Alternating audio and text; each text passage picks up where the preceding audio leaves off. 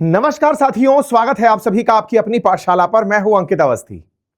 24 फरवरी 2022, फिर से फरवरी आ रहा है अगले महीने को, यूरोप में एक ग्रहण लगा था और वो ग्रहण था यूक्रेन पर हुए रूसी हमले का। इस ग्रहण के बाद लगभग 2 साल बाद, और मैं कहूं तो एग्जैक्टली 3 साल बाद, एक और दशा बदली और वो दशा थी ट्रंप की।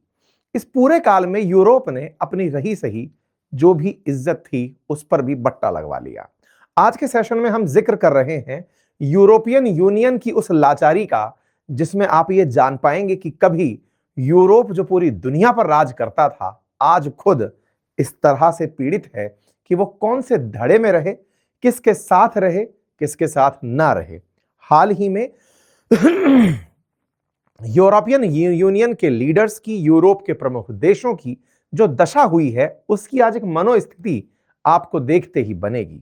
क्योंकि रशिया यूक्रेन युद्ध ने दुनिया के सामने जो लाकर खड़ा कर दिया वो ये कि ये कभी वो कॉन्टिनेंट था जो दुनिया पर राज करता था, ना जाने कितने ही लोगों की बद्दुआएं प्राप्त किया कॉन्टिनेंट यूरोप आज अपने देशों की इज्जत के लिए संघर्षशील है।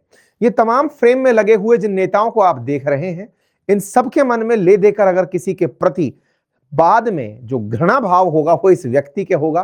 क्योंकि 24 फरवरी 2022 को इस व्यक्ति की जिद के चलते, जिस जिद में इसका कहना था कि ये नाटो ज्वाइन करना चाहता है, इस व्यक्ति की जिद के चलते रशिया यूक्रेन युद्ध होता है।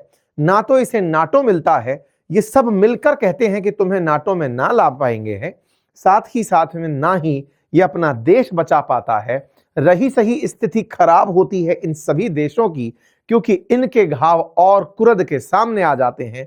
क्योंकि तमाम सैंक्शंस में ये होड़ करते हैं अमेरिका की, लेकिन उन सैंक्शंस में हालत खराब होती है इन सब की। परिणाम ये निकलता है कि ये महाशय और ज्यादा वॉयलेंट हो जाते हैं। देखिए, ट्रंप के उदय के पीछे की कहानी को कभी और डिकोड कर लेंगे, लेकिन अमेरिका के ऊपर हमने डिटेल में अंकित इंस्पायर इंडिया पर एक सेशन बनाया था कि अमेरिका कैसे महाशक्ति बना, और उस महाशक्ति में अभी एपेक्स पर पहुंचाने वाली जो स्थिति है वो रशिया यूक्रेन युद्ध है। साथियों, सेकेंड वर्ल्ड वॉर के बाद में दुनिया को यह लगने लगा था कि यूरोप विजेता तो बनकर आया है, लेकिन उसके पास इतने खर्च हो चुके हैं या उसके पास में स्थितियां इतनी बिगड़ चुकी हैं, क्योंकि सेकेंड वर्ल्ड वॉर विजेता फ्रांस और ब्रिटेन युद्ध जीत करके भी हारे थे, क्योंकि उन्होंने अपनी लगभग हर जमा पूंजी को युद्ध में खपा दिया था। व्यापारी बना अमेरिका उस दौर में जिस तरह से एक और बड़ी ताकत बना था, इस बार वैसा ही फिर से अमेरिका ने किया रशिया यूक्रेन युद्ध में। रशिया यूक्रेन युद्ध से अमेरिका की स्थिति और ज्यादा मजबूत हुई, ये अब आप एनालाइज कर पाते हैं। ऐसा मैं इसलिए कह रहा हूं क्योंकि यूरोप तो अपनी पुरानी नवाबी में रह गया कि हम तो साहब बहुत बड़े महान व्यक्ति हुआ करते थे, लेकिन अमेरिका ने रशिया पर प्रतिबंध लगवाए यूरोप को बोल करके कि मानो मेरी बात, अदरवाइज मैं तुम्हें छोड़ दूंगा। ऐसा कहते हुए यूरोप जो रूस के तेल पर और रूस की गैस पर निर्भर था, वो बुरी तरह प्रताड़ित हुआ। परिणाम यह निकला कि यूक्रेन युद्ध में यूरोप पिसता चला गया। असल में मरा यूक्रेन नहीं, यूरोप था, यूरोपियन यूनियन के देश थे। आज जो आपने हालात देखे हैं ग्रीनलैंड को लेकर डेनमार्क के, आए दिन जो बेइज्जती होती है मैक्रोन की, मेलोनी की, अमेरिका जिस तरह से इन्हें ट्रीट करता है, कभी पूछता है कभी नहीं पूछता है, इन सबको एकजुट करके एक यूनिट भी नहीं मानता है कि तुमसे क्या ही बात करनी, वो जो पूरी स्थिति है उसकी आज बानगी मेलोनी के बयान में दिखती है। क्योंकि अब ये बहुत साल बाद वापस सोच में लौटी हैं, कहती हैं कि हमें पुतिन से बातचीत करनी चाहिए।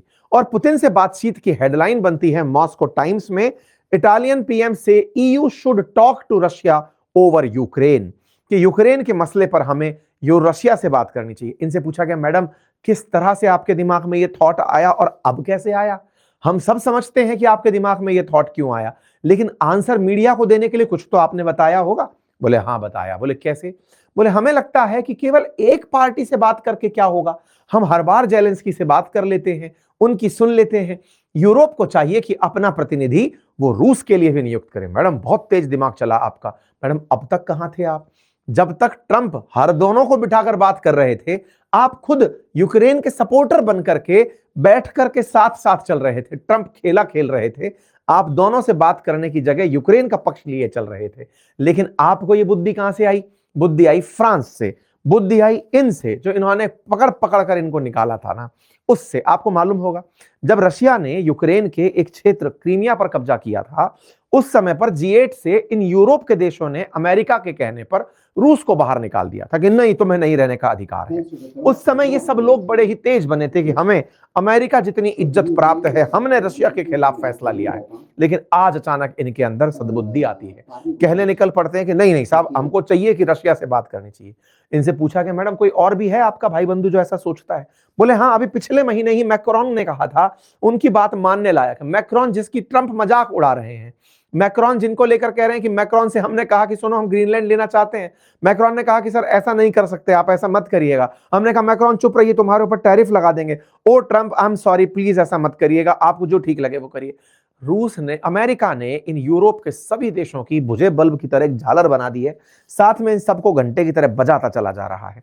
ऐसे में मैक्रोन का पक्ष लेती मेलोनी साफ दिखाई पड़ती हैं कि दो देश तो ईयू के सबसे ज्यादा जो फेमस देश हैं, अब बस आप पकड़ लो, ईयू के बाहर यूके घूम रहा है, लेकिन जस्ट जर्मनी और ये सब एक जैसी ढपली बजते हैं।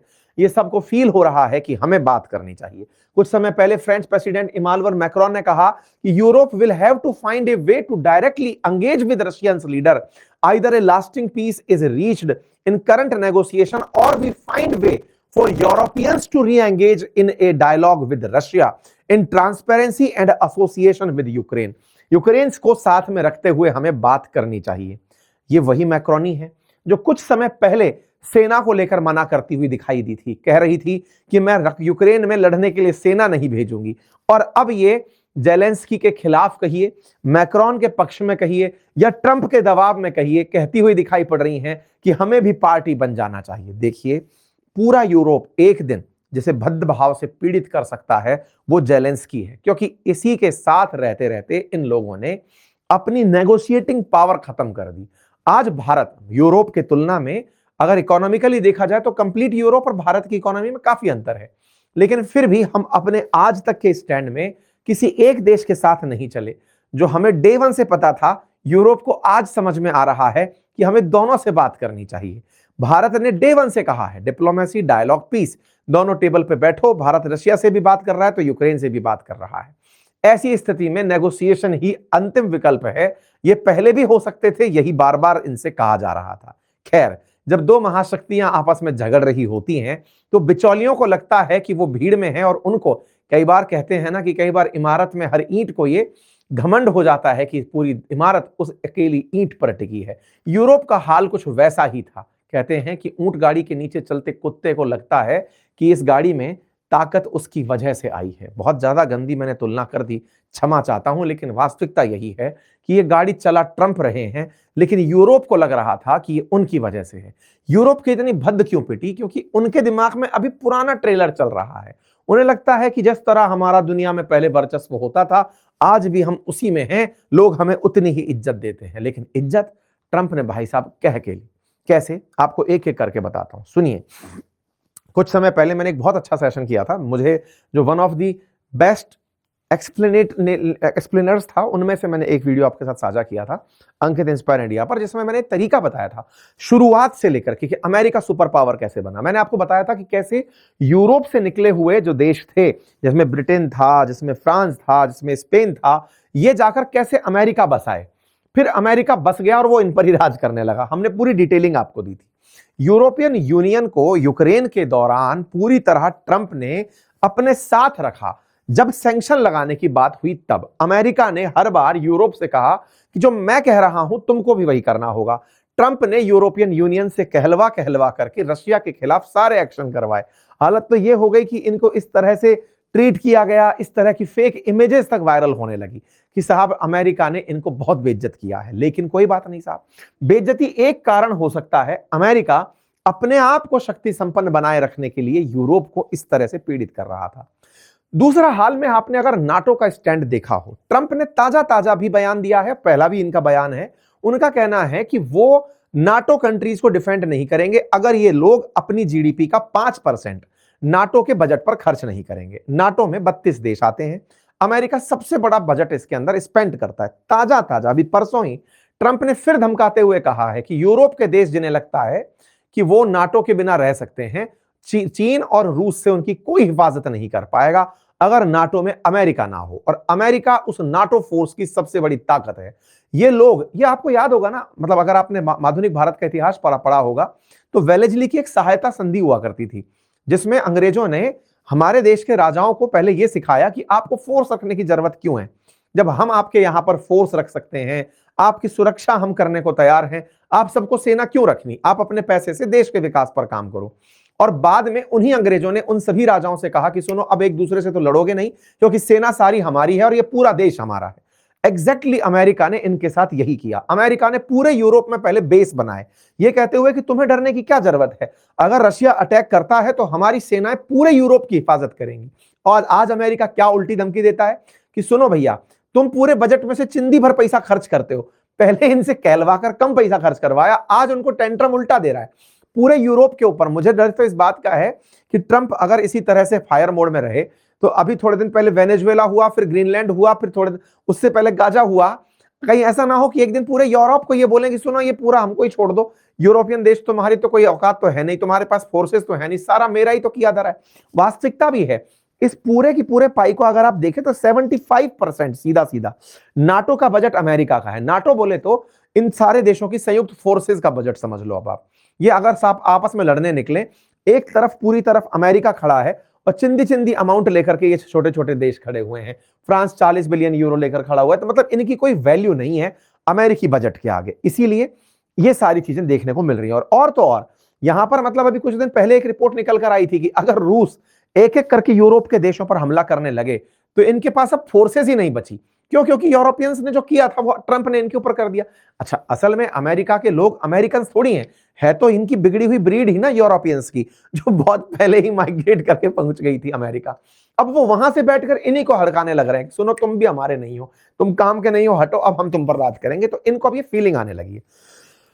इस फीलिंग की ताजा बानगी आपने देखी होगी डेनमार्क के ग्रीनलैंड के मामले में, जिसमें ट्रंप पूरी तरह धमकाए पड़े। इटली वाले लोग बोलने आए कि साहब मिस्टर ट्रंप, आप ऐसे नहीं कर सकते, आपने इन लोगों के साथ ऐसा नहीं कर सकते। ट्रंप ने कहा सुनो, हम सब कर सकते हैं, हम डेनमार्क से ग्रीनलैंड ले सकते हैं और उसके लिए पैसा वैसा देने की जरूरत नहीं है। पत्रकारों ने इनसे पूछा कि सर, सुना है कि आप पैसा देने के मूड में हैं ग्रीनलैंड के लोगों को। बोले क्या जरूरत है, वो वैसे ही आ जाएंगे। फिर किसी ने पूछा, अच्छे पत्रकार, भले भले पत्रकार ने, कि सर एक बात बताइए, आपकी फोर्सेस तो ऑलरेडी वहां पर हैं, तो खरीदने की क्या जरूरत है, मतलब कब्जा करने की क्या जरूरत है। बोले तो फिर हम ग्रीनलैंड को, डेनमार्क को देके क्या कर रहे हैं, हमारी फोर्सेस हैं, हम भी तो यही कह रहे हैं कि वो हमारा है। बोले ओहो सर, आपको जरूरत क्या है। बोले वो रशिया वाले अपनी डेस्ट्रॉयर वहां खड़ी करके रखते हैं, हमें जरूरत नहीं है, हम अपने पड़ोस में चीन और रूस को नहीं चाहते, इसलिए उसको चाहते हैं। बोले सर ये गलत नहीं होगा, आप डेनमार्क के साथ गलत कर देंगे। बोले 500 साल पहले डेनमार्क ने नाव ले जाके ग्रीनलैंड खड़ी कर दी, इसका मतलब ये थोड़ी होता ग्रीनलैंड उसका हो गया, जिसकी ताकत उसका हो गया। भाई साहब खोले आम ये यूरोप को धमका दिए। ये लोग कुछ नहीं कर पाएंगे। और मैं आपको बता रहा हूं, अभी 20 दिन निकल जाने दीजिए। वेनेजुएला के इसने कुछ शगुन लिया है कि हाँ भाई, एक देश को बर्बाद करने के बाद 20 दिन का आराम लेना होता है, उसके बाद ये ग्रीनलैंड ही लेगा और ये यूरोपियन यूनियन देखते रह जाएंगे। यूरोपियन यूनियन को उस महादशा ने, जिसका नाम था यूक्रेन की दशा, ने पीड़ित कैसे किया जेलेंस्की के रूप में। आप ऐसे देखिए, ये बेचारे अमेरिका के साथ लग करके जो तेल और गैस अपनी जरूरत का पूरा यूरोप से, रशिया से खरीदते थे, ये बेचारे ताजा ताजा तैयार हुए कि सर हम यूरोप से, रशिया से नहीं खरीदेंगे, हम अमेरिका से खरीदेंगे। अमेरिका ने बाइडेन के काल में, चालाक बाइडेन भी था, मतलब असल में अमेरिका एक देश नहीं है, वो एक बड़ी कंपनी है, आप ऐसे समझिए, केवल अपना स्वार्थ सोचती है और कुछ नहीं। इन भाई साहब ने क्या करवाया अमेरिकियों ने यूरोपियन देशों के साथ, जिनको तेल और गैस की सख्त जरूरत पड़ती है। आप सोचकर देखिए कि रशिया से तेल गैस खरीदना बंद करवा करके खुद से करवा दिया, जो आज हमारे साथ करवा रहे हैं ना ये लोग, कि रूस से तेल नहीं खरीदोगे, हमसे खरीदोगे। बिल्कुल ऐसे ही यूरोप के साथ करवाया। यूरोप भी बेचारा रशिया से तेल खरीदना बंद किया, गैस खरीदना बंद किया, और अमेरिका शिफ्ट हो गया। अमेरिका ने $70 बिलियन का तेल बेचा है भाई साहब इन लोगों को, $70 बिलियन का। 250 बिलियन पर ईयर स्पेंड कर रहा है ईयू, मतलब आप इससे अंदाजा लगा सकते हैं। यूरोप ने अपनी एनर्जी आवश्यकता पर अमेरिका को कमा कमा के खूब पैसा दिया। तो कुल मिलाकर के इनकी जो स्थिति है वो देखने के लिए काफी सारे पॉइंट हैं। उन्हीं पॉइंट्स में ताजा ताजा जो बिंदु हैं वो बिंदु हैं अमेरिका ने ट्रंप के नेतृत्व में जिस तरह से फिलिस्तीन के लिए काम किया, यूरोप को बिल्कुल साइड में रखा, तो यूरोपियंस ने उसी से बचने के चक्कर में तो फिलिस्तीन को मान्यता दे डाली। ट्रंप को लगा कि तुम फिलिस्तीन को मान्यता दोगे, लो बेटा हम तुम्हें न्यूट्रलाइज कर देते हैं। समझौता ही खुद कराने पहुंच गए। इन लोगों की जो छोटी मोटी जो स्थिति थी ना, सऊदी अरब और फ्रांस जाकर के यूएन की प्रेसिडेंसी करते हुए बोले थे कि अगर इजराइल फिलिस्तीन पर हमला नहीं रोकेगा तो हम फिलिस्तीन को मान्यता दे देंगे, यानी गाजा पर हमला नहीं रोकेगा। तो ट्रंप ने कहा कि तुम कौन होते हो, लो बेटा मैं इन दोनों में समझौता करा देता हूं। लेके गया सबको, सबके बीच में समझौता करा दिया। तो यूरोप की पूरी इज्जत को मिटाने में ट्रंप लगे हुए हैं। परिणाम यह है कि ये सब लोग एक साथ अब समझ रहे हैं कि शक्ति संतुलन के लिए दूसरा देश जरूरी होता है। तो US other power kick Russia out of G8 जो करने वाले थे, उन्हें अब यह समझ में आ रहा है कि हमने बहुत जल्दबाजी में यूक्रेन का साथ देकर अमेरिकी बग्गी में बैठ गए। हमें रूस से जरूरत है बात करने की। रशिया यूक्रेन युद्ध यूक्रेन के लिए ज्यादा बुरा नहीं था, उससे कहीं ज्यादा बुरा यूरोप को सिद्ध होगा। सेकेंड वर्ल्ड वॉर के बाद जितना यूरोप को नुकसान नहीं हुआ, इतना रशिया यूक्रेन के बाद होगा। अभी ताजा ताजा एक साहब, वो ऑस्ट्रिया के इकोनॉमिस्ट बाहर निकल कर आए, उनने कहा कि अमेरिका के जितने भी हमारे यहां पर बेसिस हैं, हमें उन पर कब्जा कर लेना चाहिए। क्योंकि ऑब्वियस ही बात है ना, असल डर अब है क्या? डर तो अब यही है कि अमेरिका ने खुद के बेसिस इनके देशों में बनाए हुए हैं। हर देश में बेस आप उठाकर देखिए ना, ये जितने भी यूरोपियन देश हैं, इन सब जगह अमेरिकी फोर्सेस बैठी हुई हैं और इन लोगों से पैसा खर्च नहीं करवा रहे, खुद पैसा खर्च करके इन सब देशों के ऊपर ऑलमोस्ट कब्जा अब अमेरिका कर सकता है। इस स्थिति में ये बैठे हुए हैं। बकायदा यूएस की यूरोपियन कमांड बनी हुई है यूरोप पर कंट्रोल करने के लिए। तो मेरे को तो वो दिन देखना है जिस दिन अमेरिका ये कहेगा कि सुनो, इतने इतने सारे देश जो है अब सारे पैक कर दो, अमेरिका हुए। ये देखने वाली चीज होगी। मेलोनी बोलती है, इनसे एक पत्रकार पूछ लेता है, मैडम कुछ ऐसी प्लानिंग है क्या? लोग चर्चा कर रहे हैं, कुछ ऐसी प्लानिंग है क्या? बोले नहीं, हमारी तो ऐसी कोई प्लानिंग नहीं है। मजा हो गया है। खैर कोई बात नहीं, दुनिया को भी फाइनली पता चला कि यूरोप में और अमेरिका में कितना प्यार बचा है। आप लोग इस विषय पर क्या सोचते हैं? अपनी राय जरूर कमेंट बॉक्स में दीजिए। चैनल पर नए हैं तो सब्सक्राइब कर लीजिए। फिलहाल के लिए इतना ही। अपने साथियों से भी इस चैनल को रिकमेंड करवाइए। और हाँ, हमारी पुस्तकें उपलब्ध हैं अपनी पाठशाला एप्लीकेशन पर, यूट्यूब स्टोर पर। हमारे कोर्सेज उपलब्ध हैं अपनी पाठशाला पर, जहां मैंने history, geography, polity, economy detail में पढ़ाई हुई है। हमारे हैंड रिटन नोट्स उपलब्ध हैं, आप उन्हें अवश्य चेक करें और अपने घर पर उन्हें मंगा सकते हैं। Thank you so much.